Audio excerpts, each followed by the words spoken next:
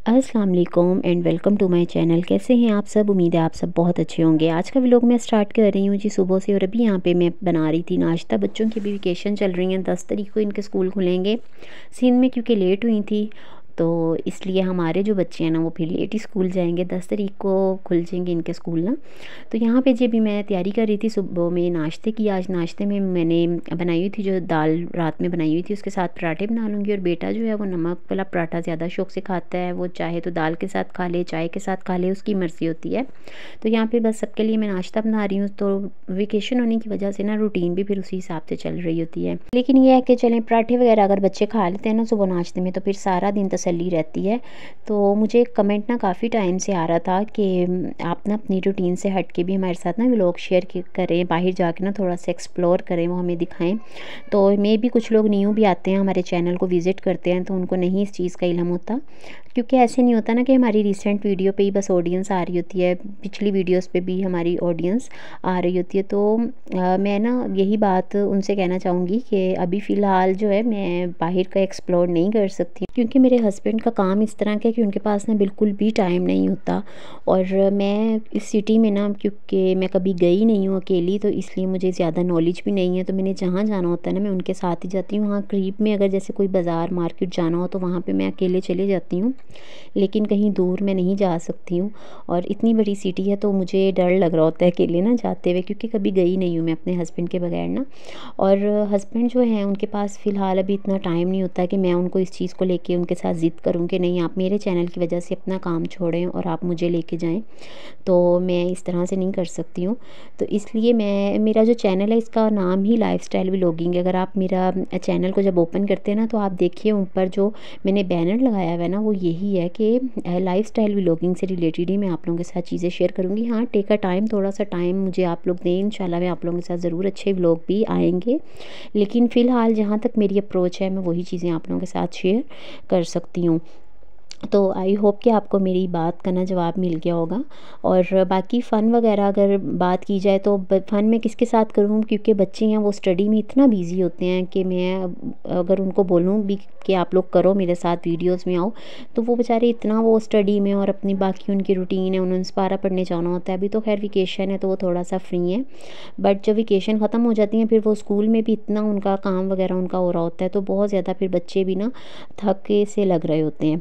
तो इसलिए फिर मेरा दिल नहीं करता कि मैं किसी को भी बोलूँ। तो ये काम क्योंकि मेरा है तो इसलिए मैं कोशिश करती हूँ कि मैं अपने हिसाब से ही जो कंटेंट है वो आप लोगों के साथ शेयर करूँ। तो खैर सबको मैंने नाश्ता दे दिया था बच्चों को, अब बारी थी मेरी। तो मैंने यहाँ पे अपने लिए बना लिया था पराठा, साथ में जो मिर्चें मैंने फ्राई की थी वो ले ली थी और दाल भी मैंने गर्म कर ली थी। और चाय को हम कैसे भूल सकते हैं, चाय तो हमारी बहुत ज़रूरी होती है ना नाश्ते में, चाय के बगैर तो नाश्ता अधूरा है। तो बस यहाँ पे नाश्ता रेडी हो चुका था और मैंने नाश्ता कर लिया। और सवेरा के लिए मैंने बनाई थी सेवियाँ, तो उसको मैं यहाँ पे सेवियाँ डाल के दे दूँगी क्योंकि वो सेवियाँ बहुत ही शौक़ से खाती है। सवेरा ने इस मामले में अपनी नानों पे चले गई है, मेरी अम्मी को भी बहुत ज़्यादा पसंद थी और सवेरा भी बहुत शौक़ से खाती है। तो बस उसके लिए ना मैंने थोड़ी सी बस बना ली थी, बाकी जो बच्चे हैं ना उनका दिल नहीं करता सेवियाँ खाने को, तो बस अकेली सवेरा के लिए ही मैं बनाती हूँ या इसके बाबा शौक़ से खाते हैं। तो बस ये क्लीनिंग वगैरह की उसके बाद यहाँ पे मैंने जो दाल थोड़ी सी बच गई थी ना तो मैंने सोचा इसको वेस्ट नहीं करती हूँ, ऐसा करती हूँ इसके ना मैं पराठे बना लूँगी। तो इसमें ना मैंने थोड़ा सा आटा ऐड कर दिया था, बस इतना आटा इसमें डालना है जिसमें बस अच्छे से ये गुंज जाए दाल। तो इसमें आपने एक्स्ट्रा पानी ऐड नहीं करना। ये जो पराठे थे ना ये मेरी दादी बनाती थी और इतने ही मज़े के पराठे लगते हैं ना, चाय के साथ अचार के साथ आप लें, बहुत ही टेस्टी लगते हैं। तो मैंने सोचा या तो शाम में बच्चों को बना के दे दूँगी मैं, या फिर सुबह में ब्रेकफास्ट में चाय के साथ ना इसके पराठे बना लेंगे। तो बस मैं यहाँ पे इसको गूँथ रही हूँ आटे को, आटा ज़्यादा ऐड नहीं इसमें करना होता।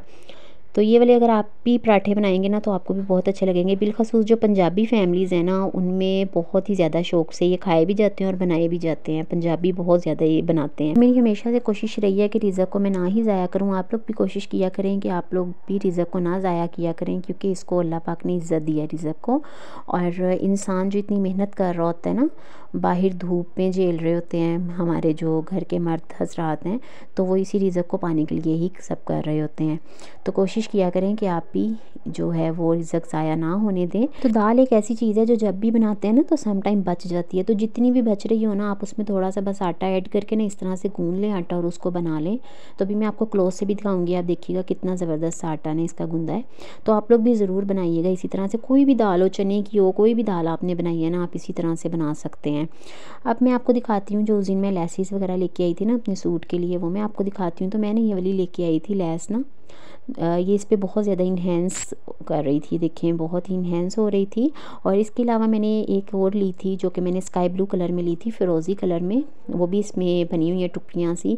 तो ये दोनों को ना मैंने सोचा था कि मैं मैच करके ना फिर लगा लूँगी, क्योंकि मैंने खुद सीना होता है ना, तो फिर जब मैं सीने बैठती हूँ तो फिर मुझे आइडिया आ जाता है। तो ये वाली भी मैंने ना ले ली थी एहतियातन, मुझे अच्छी लग रही थी। तो अब देखूँगी या तो इन दोनों को इकट्ठे लगा लूँगी या फिर मैं सिर्फ ऑरेंज वाली जो है ना ये मुझे ज़्यादा अच्छी लग रही थी, क्योंकि घर में सूट पहनना था ना, तो मैं सोच रही थी हैवी सा नहीं सीऊँ, बस बिल्कुल लाइट सा ही सीऊँ, फिर हमने घर में काम वगैरह करने होते हैं मोस्टली, तो इसलिए फिर मैंने सोचा उस हिसाब से ही मैं इसको स्टिच करूँगी।